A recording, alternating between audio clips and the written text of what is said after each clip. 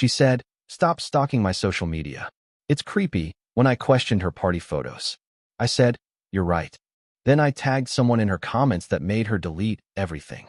Who I brought into the conversation. I, 32M, never thought I'd be the guy checking his girlfriend's Instagram at 2 in the morning, but there I was, scrolling through photos that made my stomach turn.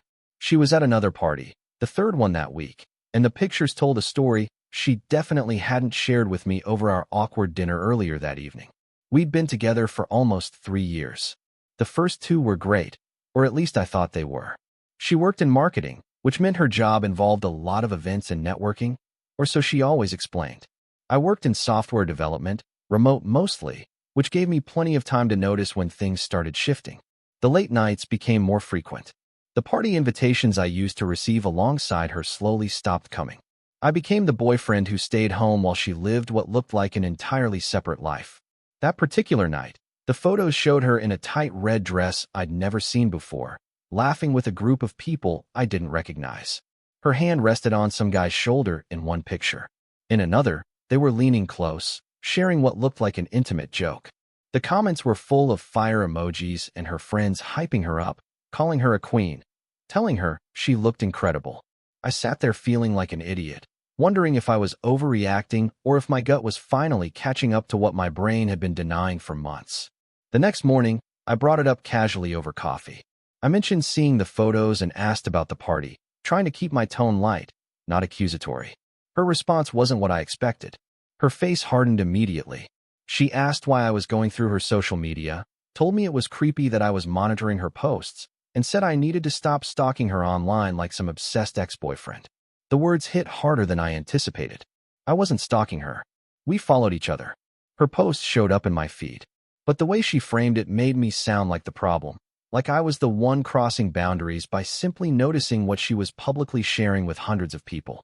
I backed off, told her she was right, apologized for bringing it up. She seemed satisfied with that, kissed my cheek, and left for work. But something shifted in me that morning. The accusation of being creepy stung not because it was true, but because it was such an obvious deflection. She'd turned the conversation away from her behavior and made me the villain for questioning it. That's when I decided I needed to know the truth, whatever it was. I spent the next few days paying closer attention, not in an obvious way, but just being more aware. She'd leave her phone face down now, something she never used to do. When it buzzed, she'd grab it quickly, glance at it, and put it away without mentioning who was texting. Her schedule became even more erratic. A work dinner on Tuesday, drinks with colleagues on Thursday, a birthday party for someone I'd never heard her mention on Saturday.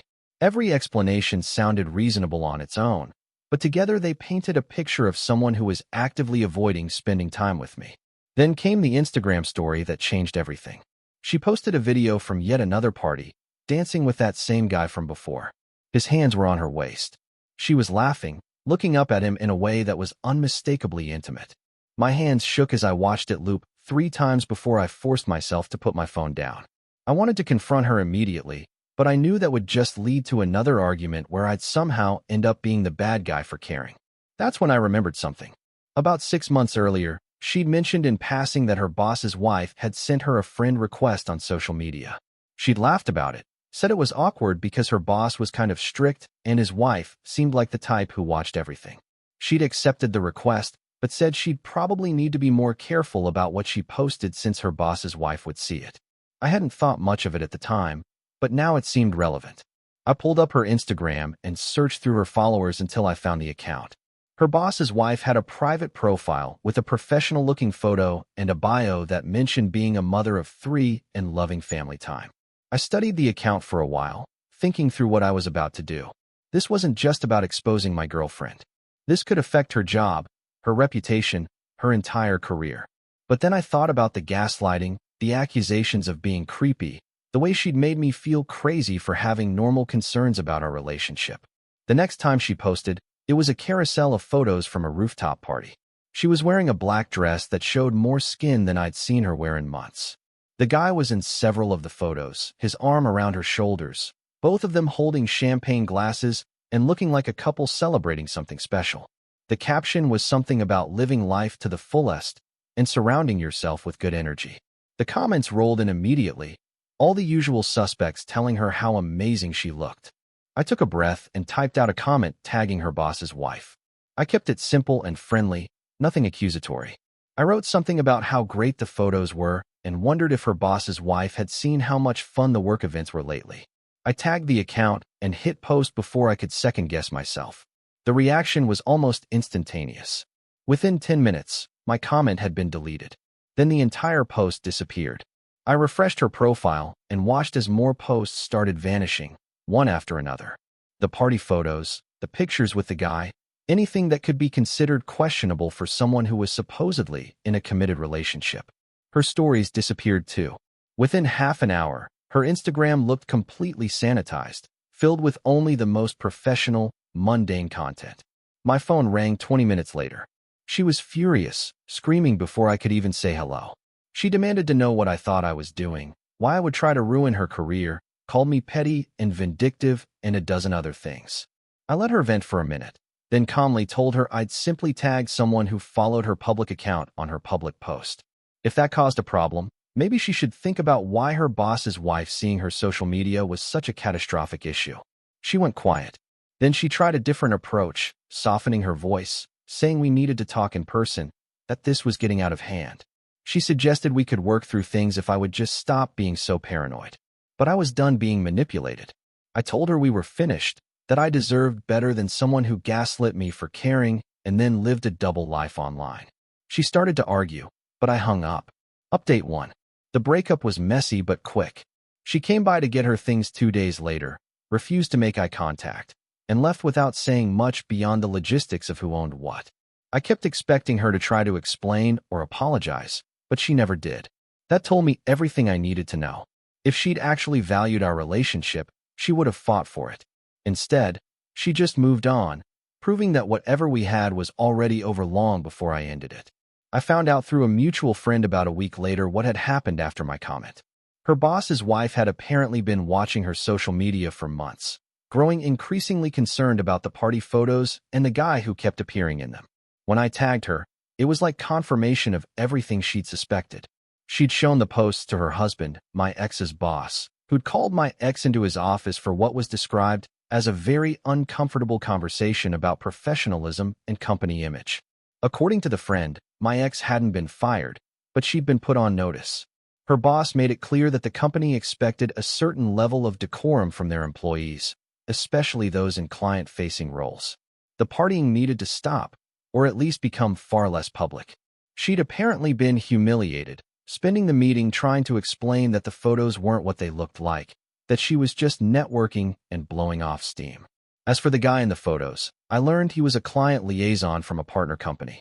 They'd been working together on a campaign, which explained the frequent events. But the friend also hinted that there was definitely something more going on, that the flirtation was obvious to anyone paying attention. Whether it had crossed into physical territory, I didn't know and honestly didn't care. The emotional betrayal was enough. The strangest part was how quickly my anger faded into relief.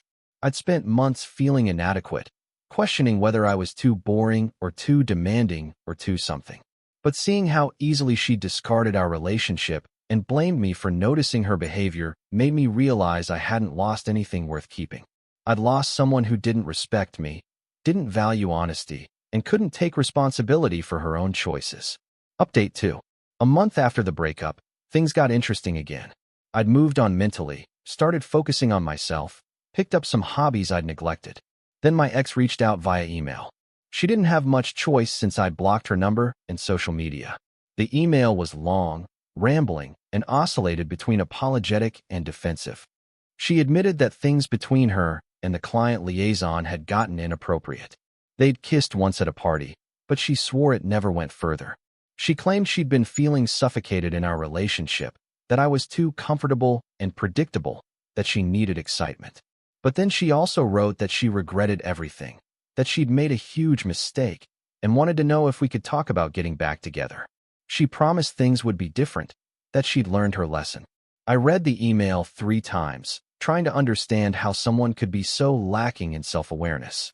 She'd gaslit me, cheated emotionally if not physically, blamed me for caring, and now wanted me back because things hadn't worked out the way she'd hoped. The email made no mention of the guy she'd been photographed with, which made me think that situation had probably crashed and burned. She wasn't coming back because she missed me. She was coming back because her backup plan had failed. I drafted a response, deleted it, drafted another, deleted that too. Eventually, I settled on something short.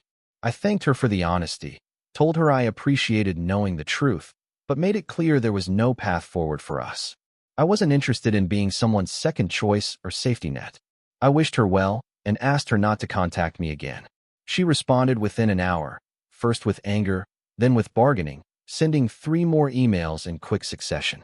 Each one tried a different angle. The first accused me of being cold and unforgiving. The second appealed to our history and the good times we'd shared. The third was almost desperate, promising she'd do anything to make things right. I didn't respond to any of them and eventually set up a filter to automatically archive anything from her address. Update 3.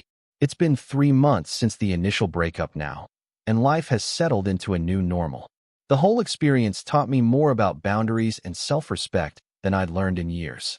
I realized I'd been so focused on making the relationship work that I'd ignored massive red flags, convinced myself that her behavior was normal, that I was being too sensitive or demanding. Through friends, I heard she'd left her marketing job. Whether she quit or was pushed out, I don't know. She'd apparently moved to a different city, possibly for a fresh start. The guy from the photos was never mentioned again, which suggested that whatever was happening there had ended badly. Part of me felt a twinge of sympathy, but mostly, I felt grateful to be out of the situation. The most unexpected outcome was the message I received from her boss's wife. She'd sent me a direct message on Instagram apologizing for any role she might have played in the drama. She explained that she'd been worried about the influence my ex was having on some of the younger employees, the party culture she was promoting, and wanted to know what was really going on. She thanked me for inadvertently giving her the confirmation she needed to address the situation with her husband. We ended up having a brief exchange where she mentioned that several people at the company had been uncomfortable with my ex's behavior but hadn't known how to address it. My single comment had apparently opened up a larger conversation about workplace culture and social media presence. She seemed genuinely grateful, which made me feel less guilty about potentially affecting my ex's career. Looking back, I don't regret what I did. Some people might say I was petty for tagging her boss's wife, that I should have just walked away quietly.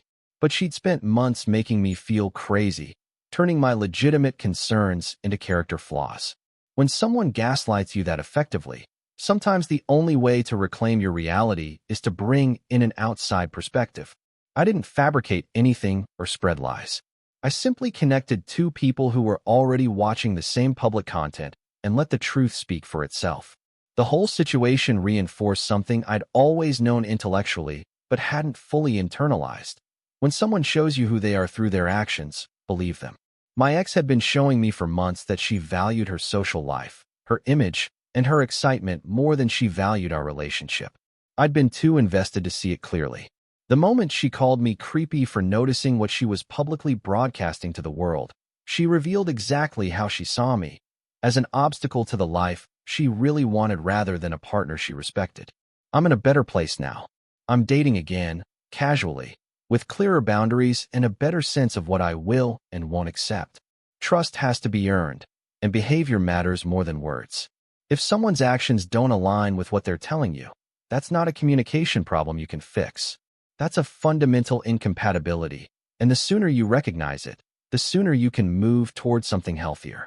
The end of that relationship felt devastating at the time, but it was actually the beginning of understanding my own worth and refusing to settle for someone who couldn't see it.